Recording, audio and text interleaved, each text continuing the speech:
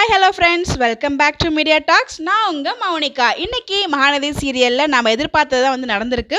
நிச்சயதார்த்தம் நின்றுடுச்சு. ஸோ நம்ம காவேரி பிளான் பண்ண மாதிரியே நிச்சயதார்த்தம் ஸ்டாப் ஆகிடுச்சு. ஸோ ரொம்பவே ஹாப்பியாக இருக்காங்க நம்ம காவேரி. ஸோ ஏன் இவ்வளோ ஹாப்பியாக இருக்காங்க அப்படின்னு சொல்லிட்டு பசுபதிக்கும் ராகினிக்குமே ஒரு டவுட் இருக்குது.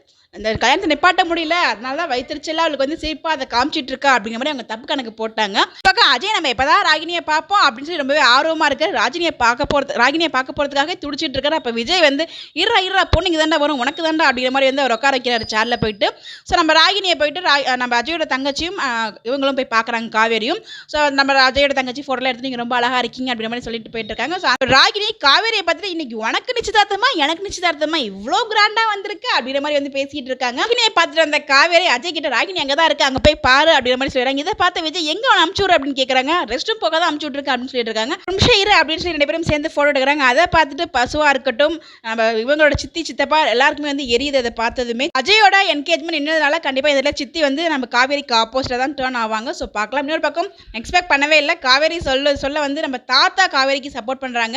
இந்த விஷயம் எனக்கு முன்னாடியே தெரிஞ்சா நான் வேற மாதிரி டீல் பண்ணிருப்பேன். உடனே அவர் கூட்டு போங்க அப்படின்னு சொல்லி போலீஸ் கிட்ட சொல்றதே நம்ம தாத்தா தான். கொடைக்கானல் நடந்த விஷயத்தை அப்படியே சொல்றாங்க. இதுக்கு முன்னாடி இந்த கம்ப்ளைண்ட் விட இப்போ நான் திருப்பி கம்ப்ளைண்ட் கொடுத்துருக்கேன். நேற்றுக்கே அரெஸ்ட் பண்ணுவாங்கன்னு நினைச்சேன், பட் இன்னைக்கு வந்திருக்காங்க. அவரோட கர்மா அப்படிங்கிற மாதிரி சொல்லியிருப்பாங்க நம்ம காவேரி. விஜய்க்கு என்ன சொல்றதே தெரியல, செம ஷாக்காய் ஸ்டன்னாக நின்றுட்டு இருக்காரு. ஸோ என்ன பேச போறாங்க நாளைக்கு தான் பார்க்க போறோம். ஸோ அதுக்கு நான் ரொம்ப ஈகரா வெயிட் பண்ணிட்டு இருக்கேன். கோமா பேச போறாரா பார்த்தா கோமா இருக்க மாதிரி தெரியல, ஷாக்கா இருக்க மாதிரி தான் இருக்கு. ஸோ எப்படி நடந்துக்க போறாரு அப்படி வெயிட் பண்ணி பார்ப்போம். நீங்க எபிசோட் பார்த்துட்டு உங்களுக்கு கருத்துக்களை மறக்காம கமெண்ட்ல போஸ்ட் பண்ணுங்க. Bye by.